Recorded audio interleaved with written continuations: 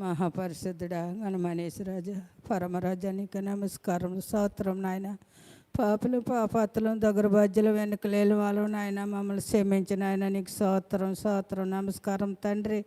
నాయన ఇప్పటి వరకు నా తండ్రి నీ వాక్యం విన్నాం ప్రభా, నీ పాటలు పాడుకున్నాం ప్రభా, నీ సన్నిధికి తీసుకొచ్చి నేను మోకరించి ఆరాధించే కృప దయచేయి తండ్రి. నీ స్తోత్రం నాయన. అలాగే ప్రభా నాయన ఈ తోలకట్ట గ్రామం బిడ్డలను తండ్రి నాయనాల హృదయాలు మార్చి నా తండ్రి సంఘం చీల్చుకోకుండా నా ప్రభా ప్రతి బిడ్డని హృదయాలు మార్చి ఇక్కడ నీ ఆరాధనలో పాలు పంచుకునే భాగ్యాన్ని దయచేసి ఆ బిడ్డల కుటుంబాలని అందరినీ నాయన దీవించి ఆశీర్వదించిన ఆయన నీకు నమస్కారం తండ్రి.